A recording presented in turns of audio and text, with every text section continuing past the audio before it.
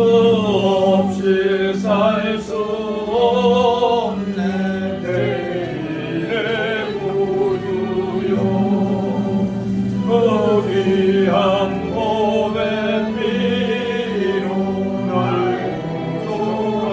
구속하시니 보좌의 사랑으로 흘리신 보혈이 내 소망 나의 위로 내 영광 되리라 또 없이 살 수 없네 나 혼자 못서리 힘없고 부족하며 지혜도 없으니 내 전한 나의 생명 또 나의 힘이라 주님을 의지하여 지혜를 얻으리 주 없이 살 수 없네 내 주는 아시나 내 영의 기쁨 같은 마음의 소원은 저밖에 나의 마음을 네 알아주리요 내 마음을 위로하사 영원케 하시네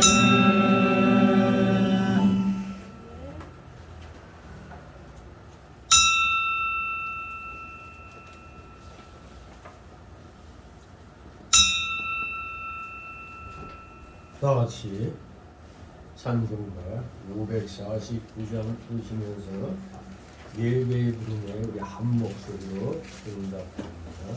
549장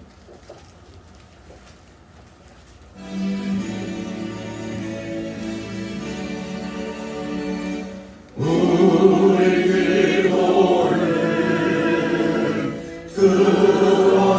들어주시고 주님의 평화를 내려주소서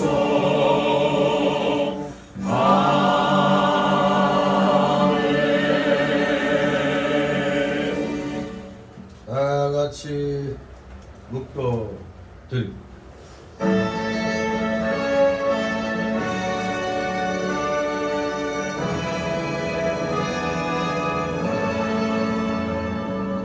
성부 성자와 성령 찬송과 영광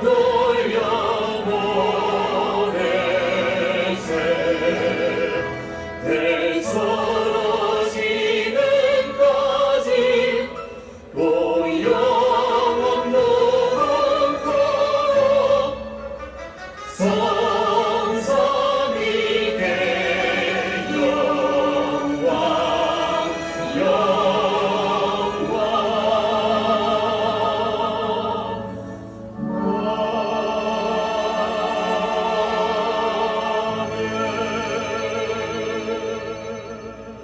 내게 구하라. 내가 열방을 유업으로 주리니 네 소유가 땅 끝까지 이르리로다. 다같이 일어나셔서 찬송가 547장 하나님 앞에 있습니다. 몸이 불편하신 분들은 가운데 서시기 바랍니다. 547장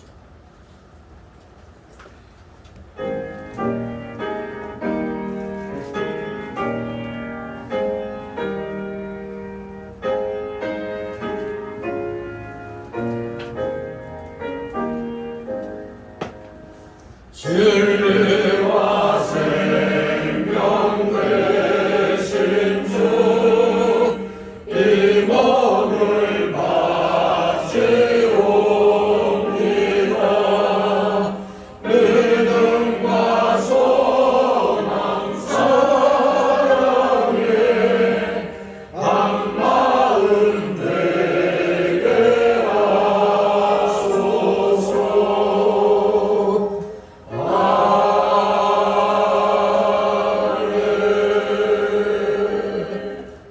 다같이 교동문 43번 찬송가 뒤에 교동문 나옵니다. 43번 마태복음 6장 교독하도록 합니다. 제가 만들고 있습니다. 43번 마태복음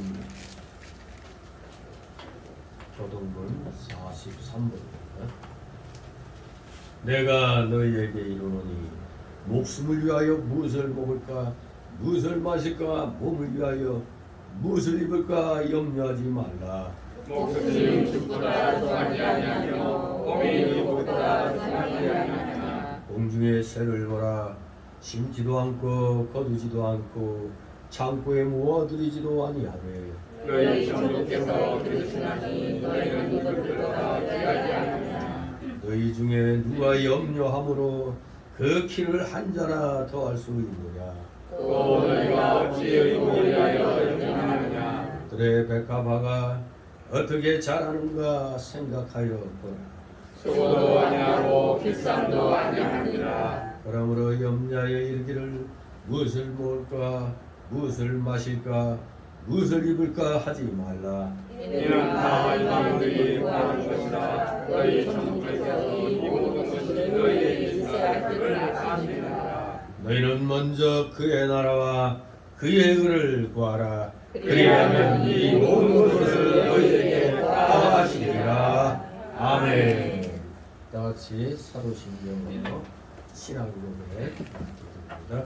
전능하사 천지를 만드신 하나님 아버지를 내가 믿사오며 그의 아들 우리 주 예수 그리스도를 믿사오니 이는 성령으로 잉태하사 동정녀 마리아에게 나시고 은교 우리 아들에게 고난을 받으사 십자가에 못 박혀 죽으시고 장사한 지 사흘 만에 죽은 자 가운데서 다시 살아나시며 하늘에 오르사 전능하신 하나님 우편에 앉아 계시다가 저리로서 사는 자와 죽은 자를 심판하러 오시리라. 성령을 믿사오며 거룩한 교회와 성도가 서로 교통하는 것과 죄를 사하여 주시는 것과 몸이 다시 사는 것과 영원히 사는 것을 믿사옵나이다. 아멘. 다같이 찬송가 1장 하나님 앞에 올립니다. 찬송가 1장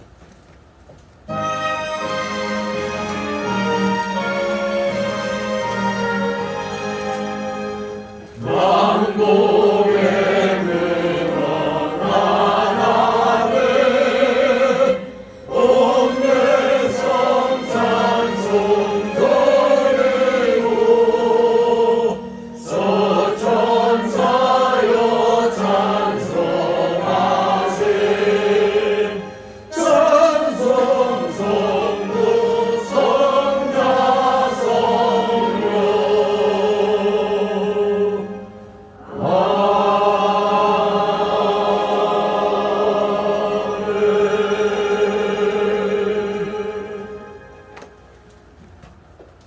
앞에서 하나님 말씀 받습니다.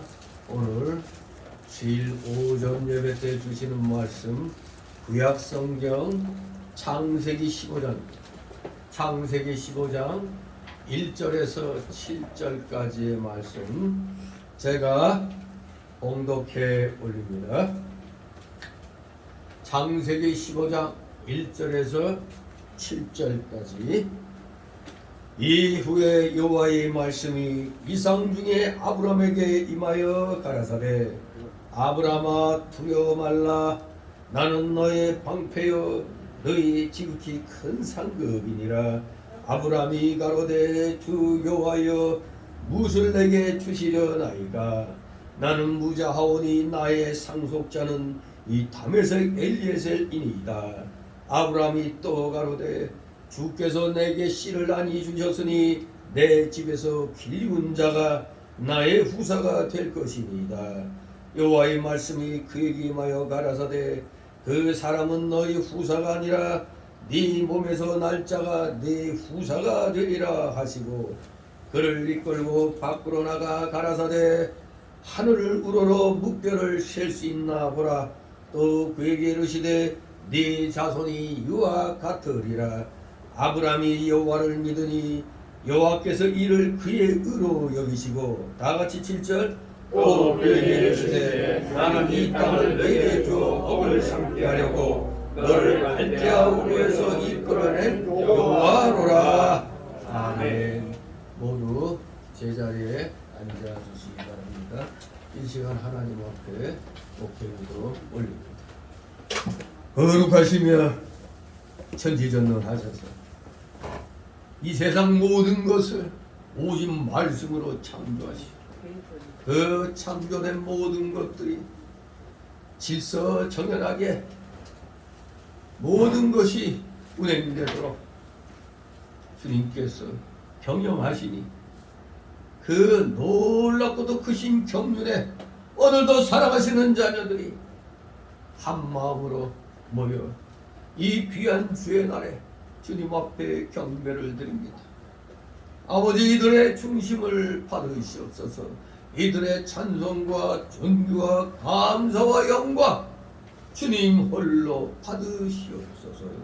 놀랍고도 크신 주님의 십자가 대속의 사랑에 힘입어 사랑하시는 자녀들 만세전에 택하여 주신 자녀들이 마침내 때가 되어 예수 그리스도를 구주로 영접함으로 영원한 생명으로 영원 무궁 천국을 얻게 하여 주셨으므로 우리들이 이 땅에서 참으로 우리의 신앙 인격 중생한 영의 인격을 길러나가는데 부족함이 없도록 허락하여 주셨사오니 이 어찌 저희가 입술을 열어 감사하며 찬송하지 않을 수 있겠나이까.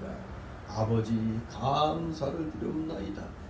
주님의 십자가 대속의 은혜가 아니었더라면 우리는 모두 영원 무궁 지옥 자식이 되었을 터인데 지옥 불못에 아버지 빠져 헤어날 길이 없었을 터인데 이렇게 저희들을 구원하여 주셨으니 저희들이 해야 할 일은 오직 하나님께서 훈련장으로 허락하신 이 세상에서 정하여 주신 그 생명이 더할 때까지 최선을 다하여 우리 영의 인격을 훈련시키는데 온 힘을 다해야 되는 줄 믿습니다. 진실로 이 험악한 세상 이스라엘 민족 구약의 이스라엘 민족에게 해당된다면 광야 40년이 바로 오늘날 우리 신약 성도들의 그러한 이 세상이 훈련장인 줄 믿습니다. 진실로 온갖 악이 덤담하는 이 세상 공중의 권세자고 마귀들이 어떻게든 택한 자녀라도 넘어뜨리려고 별의별 유혹을 더하며 우리를 잡아끌고 있지만 우리는 오직 말씀에 의지하여 주 예수 그리스도의 십자가를 의지하여 결단코 흔들리지 않는 신앙으로 주님이 오시는 그날까지 우리 모두 최선을 다하여 우리 속에 아직도 많이 남아있는 옛사람의 이 속성을 쳐서 복종시키는 훈련 아버지 진실로 온 힘을 다하여 온 마음을 다하여 제거해 나가는데 진실로 주님의 그 주시는 말씀의 능력에 힘입어 영화의 그날까지 우리 모두 성도들 간에 서로 위로하고 격려하고 권면하면서 주님이 다시 오시는구나, 우리가 영화에 이르는 그날까지 온 힘을 다하기 우리는 살아가시는 자녀들 나르게 하여 주시옵소서. 과연 이 세상은 험악합니다. 참으로 한치 앞을 내다볼 수가 없습니다. 전 세계적으로 세계 1차 세계대전, 2차 세계대전을 겪었는데 또 세계대전에 버금가는 한국전쟁을 겪었는데 이제 오늘날 총성 없는 전쟁이라는 경제전쟁 속에서 새로운 여러가지 그 인류를 괴롭히는 질병들과 사회 환경들이 너무나 우리 인류들을 괴롭힙니다. 이러한 상황 속에서도 사랑하시는 주의 자녀들은 주님이 다시 오시는 그날에 먼저 일어나야 할 일들인 줄 믿습니다. 7년 대환란이 어떠한 방식으로 우리에게 임하는지 우리는 이미 계시록을 통해서 그 내용들을 우리는 익히 알고 있습니다.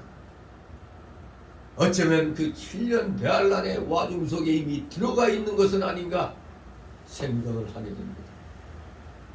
참으로 인류의 역사, 우리 인간이 만들어간 것 같은데 사실은 하나님께서 배후에서 이렇게 모든 하나님이 세우신 계획 속에서 우리 인류를 이끌어 가시는 줄 믿습니다. 바로 만세전에 택한 자녀들이 구원을 다 받는 그날까지 예수님의 재림이 지금 보류되어 있다는 사실을 분명히 깨닫고 살아가시는 자녀들 어떻게든지 영원권의 전도 사역에 최선을 다하는 자들 되게 하옵소서. 반드시 주님은 하나님의 약속의 자녀들에게 성경에서 말씀하신 그 모든 약속들이 이루어지도록 행하고 계시는 줄 굳게 믿습니다. 진실로 약속하신 모든 것이 다 거의 다 이루어져 가는 줄 믿습니다. 이제 우리 눈앞에 남은 것은 주님의 재림의 그날인 줄 압니다. 주님의 재림의 그날, 모든 그 전조 증상들이 이 지구상에서 나타나고 있는 걸 우리는 느낍니다. 때가 가까움을 느낄 때마다 살아가시는 자녀들은 더욱더 힘을 내어 전도, 영원구원의 전도 사역에 최선을 다하는 자들 되게 하옵소서. 믿지 아니하는 자들, 이 불신자들이여, 세상이 끝나간다면 그저 오늘 먹고 마시고 놀자고 그렇게 자포자기하며 살겠지만 우리는 이 육신이 죽음 이후에 더 나은 세계가 우리를 기다리고 있다는 것을 알기에 우리는 담대한 믿음으로 즐거운 마음으로 기쁜 마음으로 주님의 재림을 우리 모두 다 기다리고 있는 줄 믿습니다. 우리 사랑하시는 자녀들, 굳건한 믿음으로 현실의 이 어려운 모든 일들을 다 이겨나가는 자들 되게 하옵소서. 오늘도 여러가지 아픈 사연들 가지고 나온 성도들 있습니까? 그 모든 수고하고 무거운 짐보따리들 다 주님 앞에 내려놓고 맡기게 하옵소서. 맡기는 것이야말로 진정한 믿음의 실력입니다.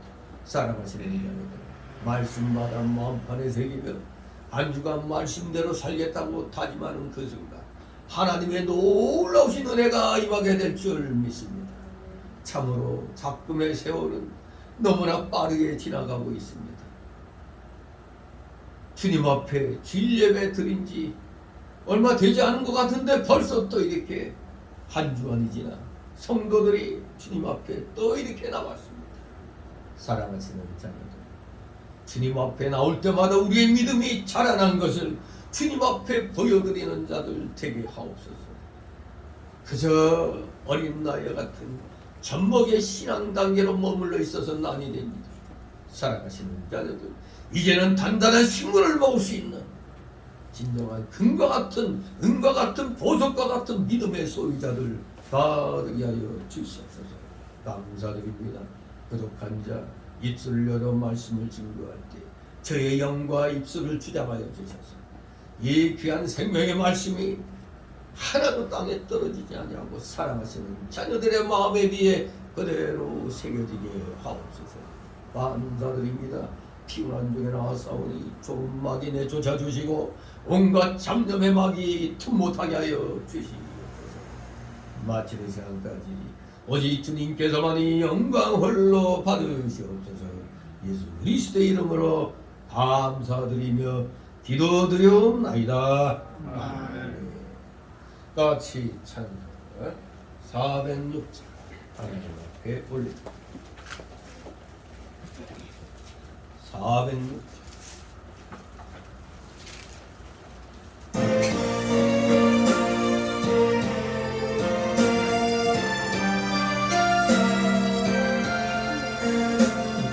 내 맘이 낙심되며 근심에 눌릴 때 주께서 내게 오사 위로해 주시네. 가는 길 캄캄하고 괴로움 많으나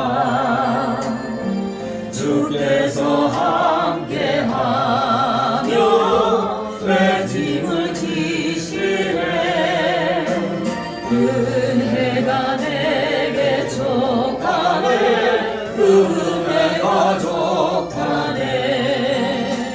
이괴로운 세상 지날 때 은혜가 족하네. 희망이 사라지고 친구 날 버릴 때 주 내게 속삭이며 새 희망 주시네. 싸움이 맹렬하여 두려워 떨 때에 승리의 왕이 되신 주 음성 들리네. 은혜가 내게 족하네. 은혜가 족하네. 이 괴로운 세상 지날 때 은혜가 족하네. 번민이 가득 차고 눈물이 흐를 때 주 나의 곁에 오사 위로해 주시네. 환란이 닥쳐와서 어려움을 당할 때 주님의 능력 입어 원수를 이기네. 은혜가 내게 족하네. 은혜가 족하네. 이 괴로운 세상 지날 때 은혜가 족하네.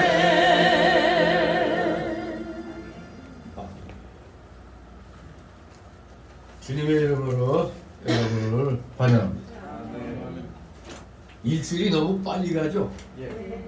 아마 여기는 나이 드신 분들이 많기 때문에 실감이 날 겁니다. 10대 때는 10km로 달리는데 20km 되면 20km로. 근데 이게 40대, 50대 되면은 40km, 50km로 막 그냥 속도감 있게 시간이 지나죠. 젊을 때는 그냥 왜 이렇게 시간이 빨리 안 가나 했는데, 아이고 나이가 좀 들어가니까 왜 이렇게 시간이 빨리 가는데. 진짜 오늘 주일 같지가 않아요. 어제 주일 지낸 것 같은데. 참으로 우리는 빠른 시간 속에서 우리의 믿음이 어느 상태로 되어가는가를 우리 스스로가 좀 자각을 해야 되겠습니다. 과연 여러분의 믿음이 그저 좋은 얘기만 하기를 바라는 믿음인가? 아니면 내 속에 잠재되어 있던 이 옛사람의 속성을 깨우고 책망하는 그런 말씀이 있기를 바라는가? 우리가 생각을 많이 해야 됩니다. 대부분 모든 교회들이 왜 오늘날 힘을 못 쓰고 타락해가느냐?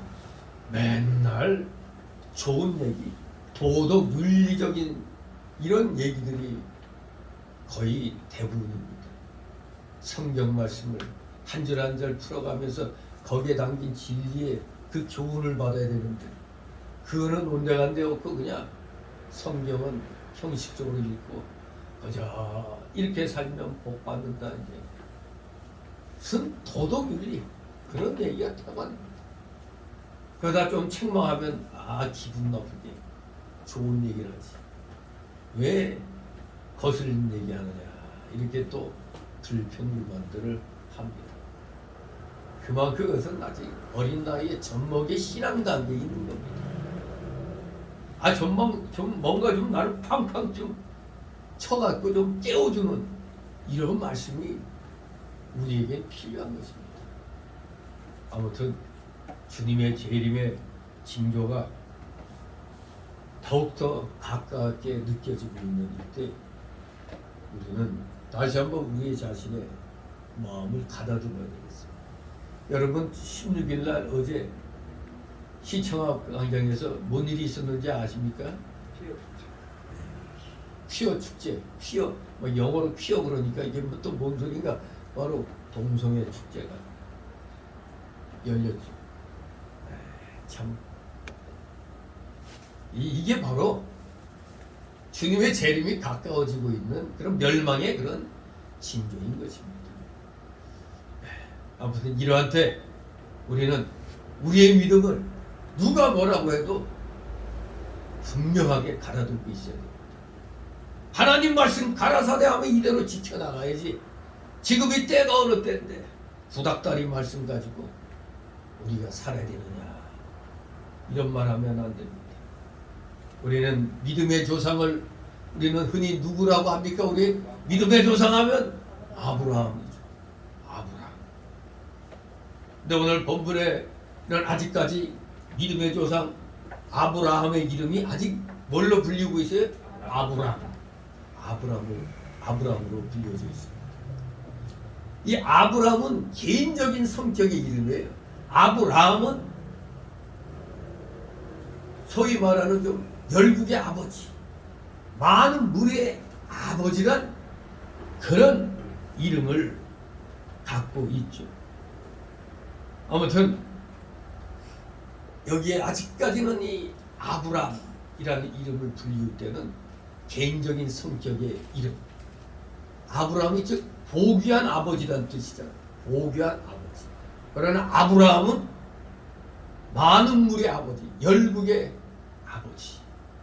공적인 성격을 갖는 것입니다. 아브라함이라는 이름이 아브라함으로 바뀔 때 바로 그때에서야 진정 하나님의 언약이 실행이 되어 나가는 것입니다. 아직까지는 지금 언약 체결 단계에 있습니다. 오늘 그래서 제목은 우리의 믿음의 조상 아브라함의 그 믿음을 우리는 알아야 되겠기에 아브라함이 어떻게 하여 우리의 믿음의 조상이 되었는가. 그래서 믿음으로 의롭다함을 받은 아브라함의 이 신앙을 또 오늘 한번 다 같이 생각해 봐야겠습니다. 오늘 제목이 그래서 뭡니까? 믿음의 의입니다. 믿음의 의. 오늘 이 본문 말씀 이 15장은 전체적으로 이 언약의 체결에 대한 내용입니다. 아브라함과 하나님의 언약의 체결에 대한 내용입니다. 아직까지는 아브라함의 언약이죠. 아브라함의 언약. 그래서 이 15장은 그 앞에 12장에 보면은 처음에 12장 1절에서 쭉 보면 맨 처음에 아브라함을 불러낼 때 너는 본토와 친척과 아비집을 떠나라고 그랬어요. 그게 바로 12장 1절에서 4절의 그 내용이죠. 그때 12장 3절 보면 너를 축복하는 자에게는 내가 복을 내리고 너를 저주하는 자에게는 내가 저주하리니 땅의 모든 족속이 너를 인하여 복을 얻을 것이니라. 그래서 그 2절에는 말씀대로 떠나면은 너로 큰 민족을 이루도록 해주고 너는 복의 근원이 된다고 말씀을 하셨습니다. 바로 이 15장은 바로 여기 12장 1절 4절에서 이미 알려진 내용입니다. 선포된 거예요. 우리가 13장 14절 17절에서도 이 언약을 하나님이 또 주시는 걸 보게 됩니다. 13장 14절 이하에 뭐라고 그랬어요? 너는 눈을 들어 너 있는 곳에서 동서남북을 바라보라. 보이는 땅을 내가 너와 네 자손에게 주리니 영원히 이르니라. 내가 네 자손으로 땅에 티끌 같게 하리니. 티끌 같게 하리니. 사람이 땅에 티끌을 능히 셀 수 있을진데 네 자손도 세리라. 너는 일어나 그 땅을 종과 영으로 행하여 보라. 내가 그것을 네게 주리라. 바로 12장 1절 4절에서 알려지고 13장 14절 17절에서 확인된 언약을 공식적으로 조인하는 장면이 바로 이 15장의 내용입니다. 언약을 이제 공식적으로 체결하는 겁니다. 이 조인은 죽음을 담보로 한 계약입니다. 거듭된 약속에 대한 비준이었습니다. 거듭된 약속에 대한 비준.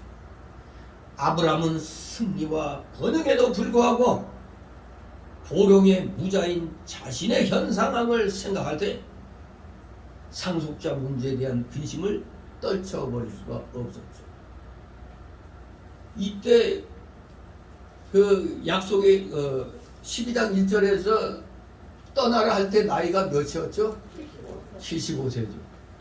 지금 노인분들 전도할 때 내가 이 나이에 예수 믿어서 뭐 이런 얘기 하잖아요. 아브라함은 75세 때 약속의 말씀 붙잡고 행동 개시했습니다. 행동 개시. 그리고 99세 될 때까지 자식 하나 없었어요. 아 근데 99세가 될 동안 자식 하나 없는데 네 자손을 셀 수 없게 준다고 하니까 이게 뭐 이거는 믿음으로 받지 않으면 도무지 이해할 수 없는 그러한 내용이죠. 이렇게 자신의 현 상황을 생각할 때 상속자 문제에 대한 근심을 떨쳐버릴 수가 없었습니다. 더구나 기업의 땅에 대한 문제도 무시할 수가 없었습니다. 왜 그렇습니까? 기업이 없는 후사는 있으면 뭐합니까? 기업이 없는데 자녀만 잔뜩 있으면 지금 나는 가난해 죽을 판인데 자식만 잔뜩 있으면 뭐해요? 또 후사가 없는 기업은 또 의미가 없죠. 아니 억만장자가 돼 있는데 후사가 하나도 없어. 그 소용이 없는 거예요. 그러나 이 모든 문제에 대한 하나님의 대답은 오늘 이 15장 1절 7절 속에 아주 명쾌하게 선언이 됐습니다. 하나님이 어떤 대답을 주셨습니까? 1절에 보니까 두려워 말라고 그랬습니다. 2절에서 6절 보니까 뭇별 같은 후사를 주겠다고 하셨습니다. 7절 이하에 보니까 가나안 땅을 기업으로 주겠다고 그랬습니다. 아브라함이 걱정했는데 하나님이 명쾌하게 이렇게 해답을 주셨습니다. 자, 그러면 이제 오늘 이 본문의 내용을 볼 때 오늘 이 1절 7절에서 핵심되는 말씀이 그 어떤 말씀보다도 6절 말씀입니다. 아브라함이 여호와를 믿으니 여호와께서 그의 의로 여겼다고 그랬어요. 무슨 아브라함이 실천에 옮겨서 의로 여겼다는 게 아니라 아브라함이 여호와를 믿으니 믿음을 의로 여겼다고 했습니다. 믿음을 의로 여겼다. 아브라함은 하나님을 경외하고 의지하며 하나님의 복을 구하며 살았습니다. 더구나 아브라함의 사상은 하나님을 모르는 자들 덕분에 부유하게 되기를 원하지 않았습니다. 오늘날 우리야 뭐 하나님 믿든 안 믿든 우리에게 좋게 해주면 다 좋은 거죠. 그렇잖아요. 일반적으로 믿든 안 믿든 아이고 누가 나 도와주면 그냥 감사할 뿐이죠. 그런데 지금으로부터 4100년 전에 지금 이 언약 체결이 성경에 나타난 연도를 갖다 계산을 해보면 이 언약 체결할 때가 BC 2081년경에 예수님이 이 땅에 오시기 2081년경에 아브라함과 하나님이 언약을 맺은 겁니다. 그러니까 오늘날이 2022년이니까 2022년 더하기 2081년 하니까 거의 2100년, 4100년 전에 아브라함과 하나님이 언약을 맺은 겁니다. 그런데 그럴 때 아브라함의 사상이 하나님 모르는 자들한테는 나 돈 필요 없다. 이런 사상이었어요. 하나님 모르는 자들 덕분에 나 살고 싶지 않다. 못 받아 뭐 그런 삶 살기 싫다 이거예요. 부유한 삶. 부유하게 살려면 하나님의 은혜로 살아야지. 모르는 사람들에 의해서 부유하게 되기로 안 원했던 겁니다. 그걸 어떻게 알아? 뭐 아브라함이 그랬다는 게 어디 있어요? 창세기 14장에 있잖아요. 창세기 14장에 증거된 대로 그는 조카 롯을 구출하려고 처음으로 전쟁을 치렀죠. 근데 보통 다소다 14장 9절에 보니까 소돔왕, 고모라왕, 아드마왕, 스보임왕, 벨라왕, 그 소아랑이 전쟁을 했는데 이 다소당이 엘람왕, 그돌라오멜과 보임왕, 디달과 시나랑, 아무라벨과 엘라살왕, 아리옹 네 왕과 교전해서 졌습니다. 그래서 마침 조카 롯이 구하는 곳이 소돔 땅이었잖아요. 그러니까 전쟁에 졌으니 모든 재물과 양식을 다 빼앗기고 조카 롯도 사로잡혀 갔었어요. 모든 재물 다 노력해서 이 네 왕이 다소당을 물리치고 거기에 속해 있던 사람들하고 재물을 다 뺏어갔어요. 바로 그 소식을 듣고 집에서 길리고 연습한 자 318인을 거느리고 그들의 뒤를 쫓아서 하나님의 그 능력에 힘입어 그들을 다 쳐서 물리쳤습니다. 모든 빼앗겼던 재물과 자기 조카 롯과 그 재물과 또 부녀와 인민을 다 찾아왔다고 그랬습니다. 그래서 아브라함이 돌아올 때 소돔 왕이 마중을 나왔어요. 그리고 또 살렘 왕 멜기세덱이 떡과 포도주를 가지고 나왔습니다. 바로 그때 그 멜기세덱이 지극히 높으신 하나님의 제사장이라고 14장 18절에 기록되어 있죠. 그래서 그 멜기세덱이 그 하나님의 제사장이 아브라함에게 축복하여 가로되 천지의 주제시여 지극히 높으신 하나님이 아브라함에게 복을 주옵소서. 너희 대적은 네 손에 붙이신 지극히 높으신 하나님을 찬송할지로다 하며 바로 이때 처음으로 뭐를 바쳤다고? 11조를 바쳤죠. 이게 11조의 유래가 여기서 이제 기원이 되는 것입니다. 그러면서 네 왕에게 패였던 다소당 중에 그 소돔 왕이 아브라함한테 사람만 내게 보내고 물품은 다 네가 취하라고 했어. 그랬더니 아브라함이 14장 23절에 네 말이 내가 아브라함으로 치국케 하였다 할까요? 네게 속한 것은 물은 한 실이나 신들매라도 내가 취하지 아니하겠다. 오직 소년들의 먹은 것과 나의 동행한 아넬과 에스골과 마물의 분깃을 제할지니 그들이 그 분깃을 취할 것이다. 전쟁에서 이겼으면 그 적의 것은 다 자기 건데 그거 필요 없다 이거예요. 참으로 이 큰 전쟁에서 승리하고 빼앗겼던 소돔성의 모든 물품들을 되찾아 돌아올 때 아브라함이 보인 그의 말과 행동에 잘 드러나 있는 겁니다. 하나님을 모르는 자들 덕분에 부유하게 되는 거 원치 않았다는 것이 바로 여기에서 증명되고 있는 겁니다. 일반적으로 우리가 전쟁에서 승리해서 다 보다 갖고 오면은 아이 그거 좀 우리가 뺏긴 건데 우리한테 나눠달라고 그러는 이거 내가 전쟁에서 이겼는데 이건 내 거야 그러지 뭐 누가 그걸 도로 주려고 그러겠습니까? 근데 아브라함은 싹 다 그냥 가져가라 그랬어요. 그런 일이 있으면 하나님의 말씀이 이상 중에 바로 아브라함에게 임했던 것입니다. 그래서 하나님은 아브라함에게 나는 너의 방패요 너의 지극히 큰 상급이라고 말씀하셨습니다. 그때 아브라함은 말했습니다. 주 여호와여 무엇을 내게 주시려나 했더라. 나는 자녀가 없사오니 나의 상속자는 이 다메섹 엘리에셀이니이다. 주께서 내게 씨를 많이 주셨으니 내 입에서 길리운 자가 나의 후사가 될 것이니다. 이렇게 아브라함이 대답했습니다. 그때 하나님의 말씀이 계속해서 아브라함에게 임했습니다. 뭐라고요? 그 사람은 너의 후사가 아니라 네 몸에서 난 자가 내 후사가 되리라. 아니 99세가 됐는데 아직 자녀가 하나도 없는데 자녀가 하나도 없으니까 자기 상속자로 그 다메섹 엘리에셀 일종의 하인이죠. 하인. 엘리에셀을 내 상속자로 이렇게 하겠다 했더니 네 몸에서 날 자가 네 상속자가 된다. 네 후사가 되려고 했어. 정말 이거 기가 막히죠. 99세 되도록 자녀가 없는데 뭔 또 무슨 썩은 고목나무에서 뭐 꽃이 피기를 바라는 것 같은 그런 마음이 되는 겁니다. 사람의 입장에서는. 근데 하나님이시니까 뭐 못하실 게 없는 거죠.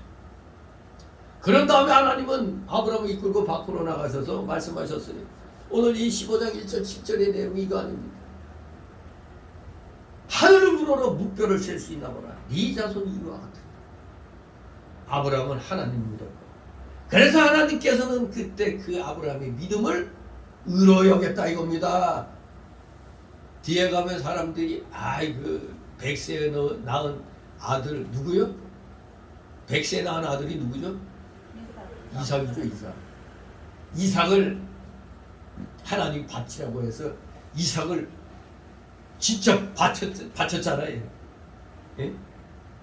근데 그 이삭을 100세에 낳은 이삭을 바친 그 행동을 보고 의로 여겼다는 게 아닙니다. 그 이전에 하나님의 약속의 말씀을 믿은 그 사실을 의로 여겼다는 겁니다.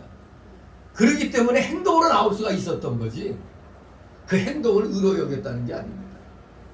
행동은 바로 믿음에 의해서 나온 거기 때문에 물론 거기에 포함될 수 있지만 중요한 건 하나님이 직접 의로 여겼다는 건 믿음을 의로 여겼다고 하는 것입니다.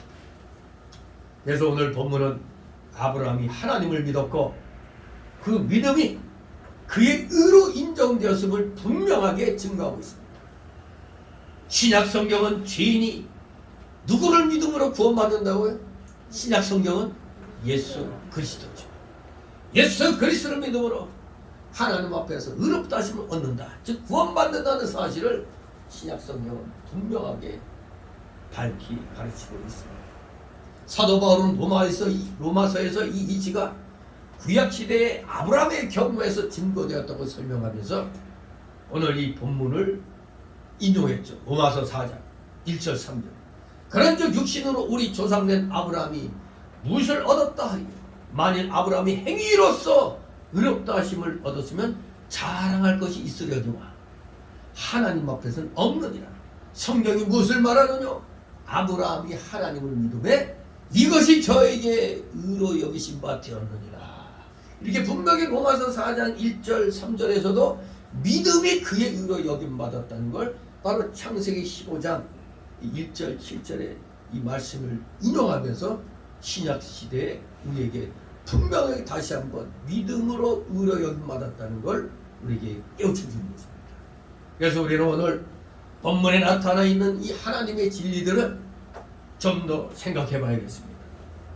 자, 그래서 오늘 이 내용을 세 소단락으로 나누어서 봅니다. 첫 번째 소단락은 1절로 우리는 하나님께서 우리의 지극히 큰 상급되심을 알아야 한다. 하나님이 우리의 지극히 큰 상급이 되신다. 두 번째 소달라고는 2절 5절. 우리는 하나님의 언약의 의미를 바로 깨달아야 한다. 하나님의 언약의 의미를 바로 깨달으라. 세 번째 소달라고는 6절 7절. 우리는 하나님의 믿음을, 우리는 아브라함의 믿음을 바로 알아야 된다. 아브라함의 믿음을 바로 알자. 이렇게 세 소달라고로 나눠서 말씀을 살펴봅니다. 다같이 1절 있습니다. 이후에 여호와의 말씀이 이삭 중에 아브라함에게 임하여 가라사대 아브라함아 두려워 말라. 나는 너의 방패요 너희 지극히 큰 상급이니라. 아멘. 아브라함에게 뭐라고요? 나는 너희 지극히 큰 상급이니라고 말씀하셨습니다. 아브라함에게. 이 당시에 아브라함은 뜻이 고귀한 아버지라는 뜻이라고 그랬죠. 아브라함이 개인적인 성격이었어요. 아직까지는. 나는 너의 지극히 큰 상급이니라. 아브라함은 조카 롯을 구출하는 전쟁에서 헌신적 수고에 대한 물질적인 대가를 얻지 않았습니다. 스스로, 사실 정확히 말하면 스스로 그 대가를 포기했죠. 뭐 때문에? 하나님 모르는 자들 덕분에 부유하게 되었다. 이런 소리 안 들으려고 스스로 포기했습니다. 그러나 이제 아브라함은 하나님께로부터 이 물질적인 대가보다 비교할 수 없이 더 큰 상급에 대한 말씀을 지금 듣는 것입니다. 그것은 바로 하나님이 그에게, 하나님 자신이 그에게 지극히 큰 상급이 되신다는 사실이었습니다. 그렇습니다. 바로 오늘날 우리가 아브라함을 우리 믿음의 조상이라고 왜 얘기합니까?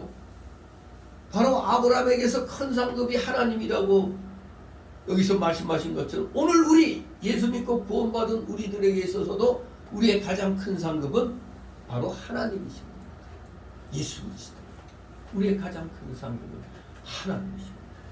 예수 그리스도십니다. 하나님께서는 자신이 인간에게 큰 상급이 된다는 사실을 이미 구약시대에 레위 지파를 통해서 계시하셨습니다.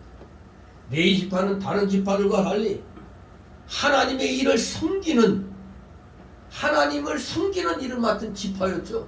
레위 지파는 특별히 구분됐습니다. 오늘 새벽 예배 때 이제 민수기 35장을 했을 때도 레위 지파에게는 기업이 없었지만은 레위인 그 지파 사람들이 머물 그 장소로서 성읍과 그 들을 허락했잖아요. 성읍 도피성 6개 포함해서 48개 성읍을 하나님이 허락하셨어요. 다른 기업은 없어도 그들이 머물고 있을, 그리고 갖고 있는 그걸 이렇게 좀 거둬들일 수 있는 그런 장소가 필요했기 때문에 하나님이 특별히 각 지파대로 고정적으로 네 성읍씩 바친 게 아니라 각 지파 중에서 땅을 많이, 즉 기업을 많이 차지한 지파가 성읍을 더 많이 내놓고 적게 차지한 지파는 적게 내놓고, 그래서 48개 성읍을 레위 지파에게 주도록 하셨거든요. 아주 그게 공평하죠. 많은 사람이 많이 내고 적은 사람 적게 내는 게 맞잖아요. 무조건 각 지파별로 네 성읍씩 떼어주라, 그게 아니었단 말이에요. 이렇게 레위 지파를 이렇게 모든 지파들의 그 상황에 따라서 레위 지파가 그 성읍에 분산돼서 이제 머무르게 되는 거죠. 더구나 그 성을 중심으로 해가지고 반경 450m 정도, 그러니까 토탈 지름으로 따지면 900m가, 성읍을 중심으로 한 900m가 레위인들이 거하는 성의 그 땅이었어요. 들. 그래야지 거기서 레위인들에게 주어진 그런 가축 같은 걸 또 이렇게 키울 수가 있는 거죠. 근데 레위 지파가 이렇게 각 지파별로 쭉 분산된 것은 그것이 또 하나의 선교적인 그런 의미가 있는 겁니다. 그 당시는 중앙에 모여서 무슨 하나님께 경배드리는 일이 안 됐거든요. 그래서 각 분산된 레위 지파에 의해서 그렇게 또 하나님을 섬기도록 그렇게 했던 것입니다. 아무튼 이 레위 지파는 다른 지파들과는 달리 오직 하나님을 섬기는 일을 전문으로 하는 지파로서 택함 받는 겁니다. 바로 이들 중에서 누가 나왔어요? 제사장들이 나왔죠. 그리고 또 같은 레인이지만 레위 지파에서 제사장이 생겼으면 또 제사장을 돕는 또 그 레위 지파 사람들이 나왔던 겁니다. 이 레위 지파는 아는 대로 이스라엘이 가나안 땅에 들어가 하나님의 약속하신 그 땅을 정복하고 그 땅을 분배할 때 기업을 받지 분배받지 못했습니다. 이유가 있죠. 왜 레위 지파에겐 다른 지파처럼 이 땅덩어리 그냥 넓게 이렇게 분배해 주지 않았느냐? 이유는 하나님께서 친히 그 레위 지파의 기업이 되셨기 때문입니다. 하나님이 나의 기업이 되셨다면 뭐 그걸로 끝난 거죠. 왜? 하나님은 모든 것의 주인이시니까. 여호수아 13장 33절에 오직 레위 지파에게는 모세가 기업을 주지 아니하였으니 이는 그들에게 말씀하신 같이 이스라엘 하나님 여호와께서 그 기업이 되심이었더라. 그러니까 레위 지파에게 모든 지파가 뭐를 바쳤어요? 11조를 바쳤잖아요. 그러니까 레위 지파 빼면 11지파잖아요. 근데 11지파의 그 11조를 레위 지파가 다 받으면 개수로 말하면 11개가 되잖아요. 근데 각 지파는 10개 하나를 바쳤으니까 9개가 되는데 레위 지파는 11지파에서 11개를 받았으니까 11개. 바로 하나님이 기업이 되시니까 이렇게 더 많은 것을 하나님이 주시는 겁니다. 하나님은 우리에게 구원받은 우리에게는 그 무엇보다도 더 큰 기업이며 상급이고 복이 되십니다. 왜 지금 여러분들 자신감을 가지는 우리가 비록 물질적으로는 좀 힘들고 어려운 상황이지만 저 믿지 않냐고 부자로 사는 사람들 부러워할 거 없어요. 왜? 우리한테는 모든 것의 주인이신 하나님이 우리의 기업이시니까. 때가 되면 하나님께서 또 어떻게 우리에게 큰 거 주실지 모르잖아요. 우리에게 또 한 번 주실 수 있을 거예요. 때가 되면 주시는 겁니다. 아무튼 우리 확신을 가지고 우리 살아가야 되겠습니다. 이 세상에서 하나님보다 더 큰 기업이 무엇이며 더 큰 상급이 무엇이며 더 큰 복이 무엇이 있어요? 아무것도 없는 겁니다. 하나님이 제일 큰 기업이죠. 왜? 하나님이 주인이시니까. 하나님이 주인이시죠. 하나님께서는 우리가 이 세상을 사는 동안 분명히 알고 계십니다. 우리에게 물질적인 기업이 필요하고 물질적인 복과 상급이 필요하다는 거 알고 계십니다. 단지 우리를 하나님을 좀 더 경외하는 올바른 인간을 만들려고 보류시키고 있는 거라고 생각하면 됩니다. 우리 때는 못 살아도 또 우리 후손들에게 하나님이 한 방 주실 수도 있는 거예요. 그러니 우리가 현실에 너무 목매어 있으면 안 되겠습니다. 이렇게 하나님은 우리에게 이런 물질적인 것이 다 필요하다는 걸 아시지만 무엇보다도 하나님 자신이 우리에게 참복이 되시고 참 기업과 상급이 되시는 것을 알게 하시기를 원하시는 그런 분이라는 것을 우리가 분명히 알아야 돼요. 왜? 이 땅의 것들은 지나가는 겁니다. 이 땅의 것들은 지나가요. 시들고 더러워지는 것이지만 하나님은 썩지 않고 쇠하지 아니하는 영원하신 기업이십니다. 그래서 시편 16장 5절에 여호와는 나의 산업과 나의 잔의 소득이시니 나의 분깃을 지키시나이다. 이렇게 시편 저자는 하나님을 자신의 산업과 소득으로 생각했습니다. 바로 이것이 가장 올바른 깨달은 것입니다. 하나님이 여러분의 기업입니다. 여러분의 분깃입니다. 진실로 하나님이 나의 산업과 분깃이니까 하나님 때가 되면 저에게 주십시오. 우리도 기도하며 우리가 알아야 되겠습니다. 시편 73장 26절에 내 육체와 마음은 쇠잔하나 하나님은 내 마음의 반석이시여 영원한 분기시리라. 시편자자는 비록 자신의 심신이 쇠하여 가지만 하나님을 자신의 영원한 기업, 영원한 분깃으로 삼고 살았던 것입니다. 이것이 바르고 복된 일이 아니고 무엇이라 할 수 있겠습니까? 하나님을 나의 영원한 기업, 영원한 분깃으로 삼는다. 이 마음 자세를 우리는 견지해 나가야 되겠습니다. 하나님 안에 모든 복이 다 있는 겁니다. 제가 요새 이 핸드폰에 그 무슨 인터넷 소설 거기에 우연히 그냥 필이 꽂혀가지고 그걸 보고 있는데 이거 재밌더라고요. 뭐냐면 재벌에 대한 뭐 오늘부터 나는 재벌이다. 뭐 재벌 사위 뭐 이런 게 있어요. 좀 뭐 돈 들어가는 게 좀 아까워도 아무래도 우리가 영화 한 편 이런 거 보려면 뭐 하잖아요. 근데 보면서 이거 뭐 10억 20억은 돈도 아니야. 뭐 입만 열면 뭐 몇백억 몇천억 기본이야. 뭐 식사 한 상에 뭐 하는데 뭐 이게 소설이니까 그러겠지.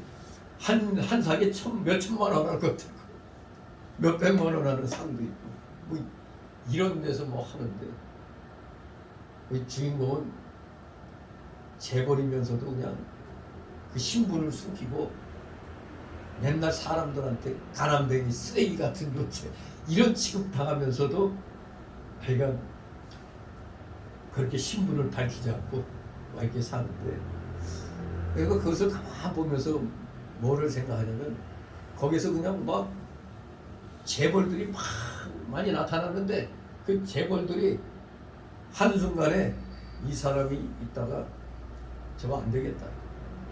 저거 못쓸 놈들이다. 죽이자 하면 그 재벌을 그냥 죽여버리는 거야. 그러니까 한순간에 재벌이 그지 되는 거야. 그걸 갖다 이렇게 생각을 하면서 이 믿지 않는 세상 속에서 이런 물질은 한순간에 또 사라질 수 있다.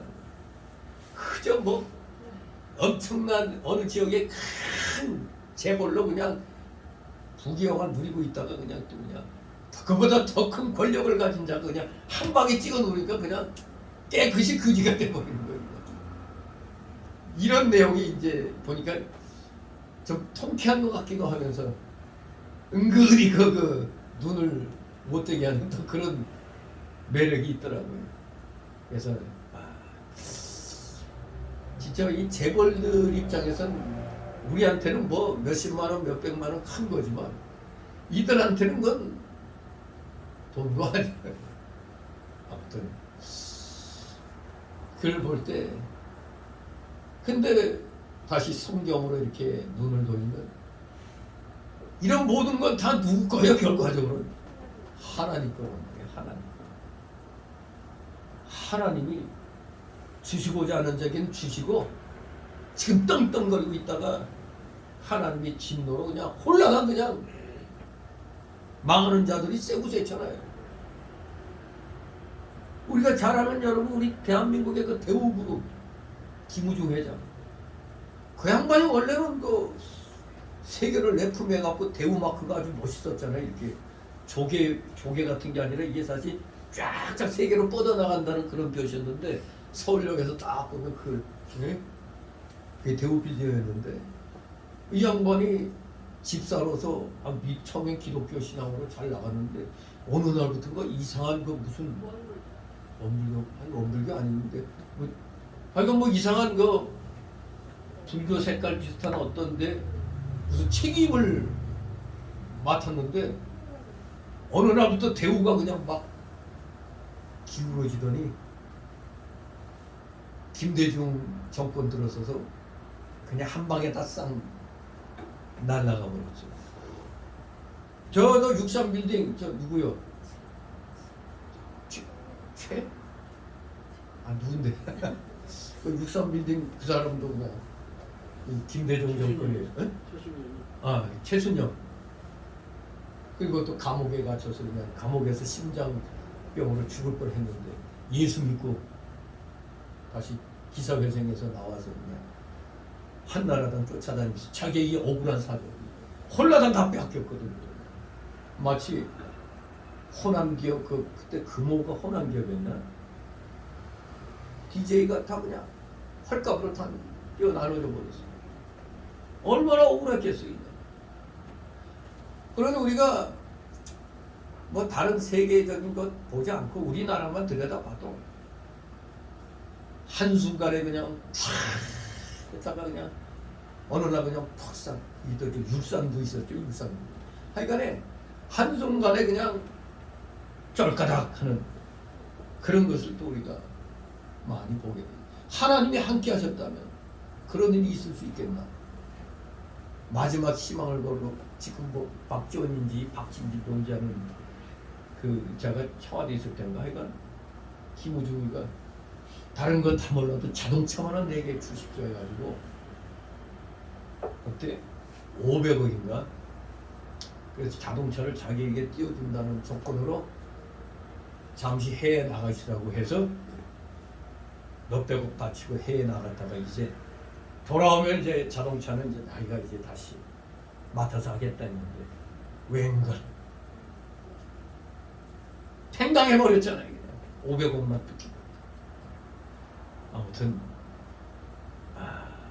참말로 비참한 상태가 돼서 들어오지도 못하고 떠돌이같이 다녔잖아요. 김우중.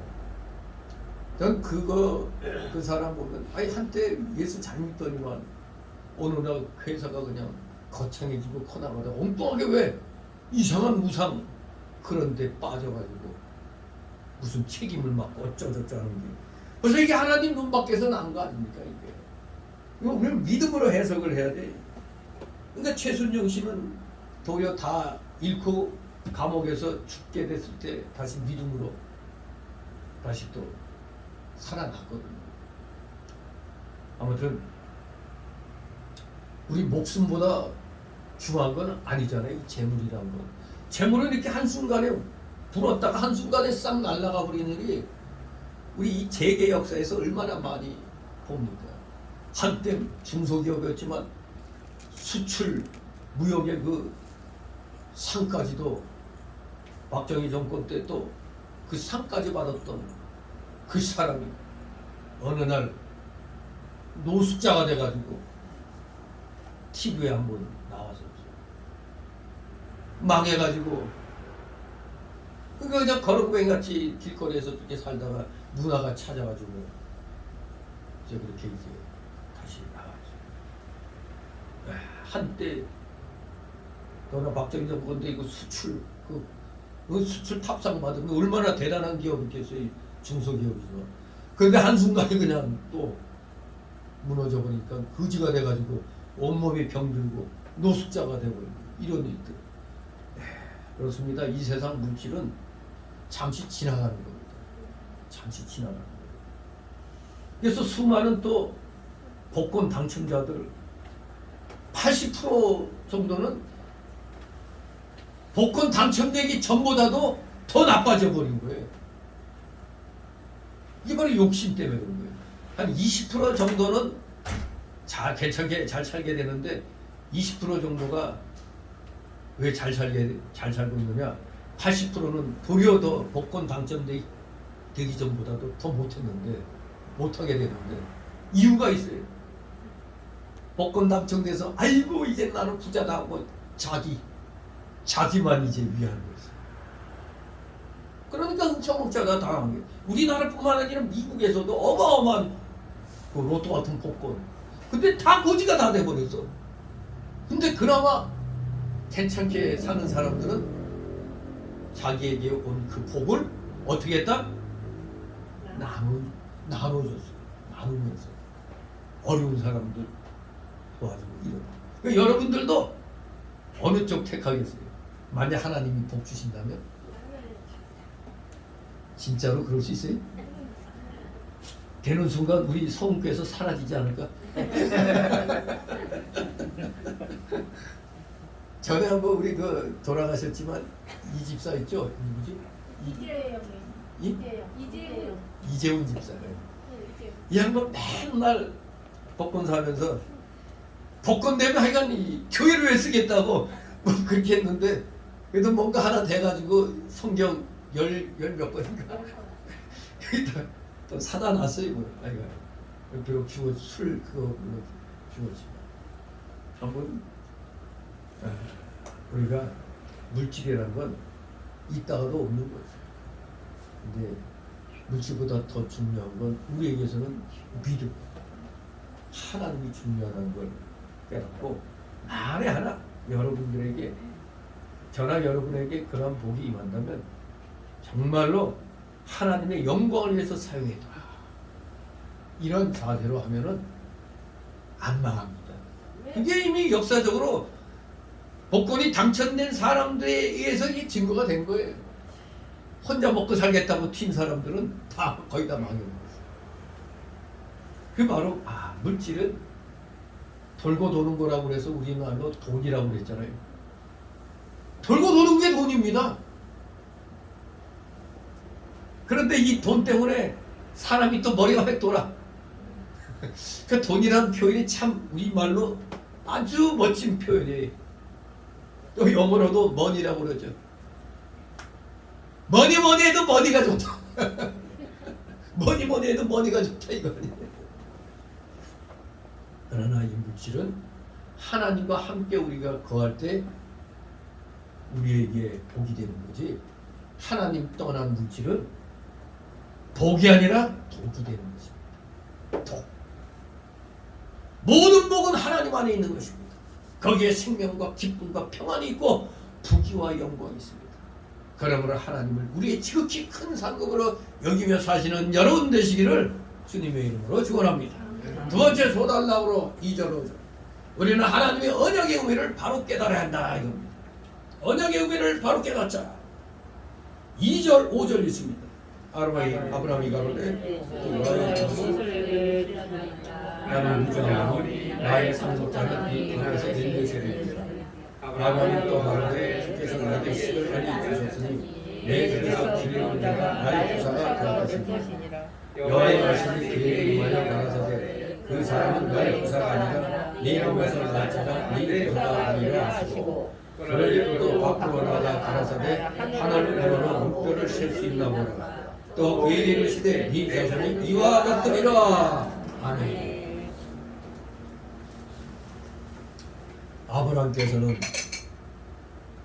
아브라함에게 집에서 길리운 다메섹 엘리에셀이 그의 상속자가 될 것이 아니고 그의 몸에서 난 자가 그의 상속자가 될 것이며 또 그의 자손이 하늘의 별들처럼 셀 수 없이 많게 될 것이라고 말씀하셨습니다. 그것은 하나의 약속과 같은 말씀이었습니다. 하나님께서 처음에 아브라함을 부르셨을 때도 창세기 12장 2절에 뭐라고 했습니까? 내가 너로 큰 민족을 이루겠다고 말씀하셨어요. 큰 민족. 이제 하나님께서는 그 일을 좀 더 구체적으로 말씀하시는 겁니다. 그로 인하여 이루어질 큰 민족은 그의 몸에서 난 아들을 통해 이루어질 것이었습니다. 또 그를 통해 출생할 후손들은 하늘의 별처럼 많게 될 것입니다. 자, 그런데 이렇게 하나님이 약속하셨는데 아브라함은 그 당시는 자기의 몸 상태 99세 됐는데 자식도 하나 없으니까 누구를 갖다 상속자로 하겠다고? 바로 다메섹 엘리에셀이라고 이렇게 하나님께 말씀했죠. 하나님이 내게 씨 안 주셨으니까 내 집에서 길리운 자, 그 하인이죠. 길리운 자가 바로 상속자가 된다고 그랬습니다.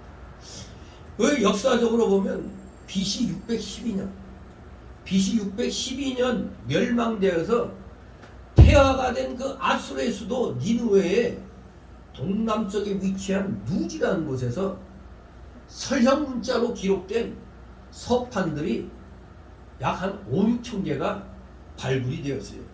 그래서 누지판이라고 그러죠. 누지판. 누지서판. 이 누지서판에 기록된 것을 살펴보면 무자한 부부는, 자식이 없는 부부는 재산 상속을 조건으로 노년의 부양과 사후의 장례를 책임질 양자를 입양시킬 수가 있었습니다.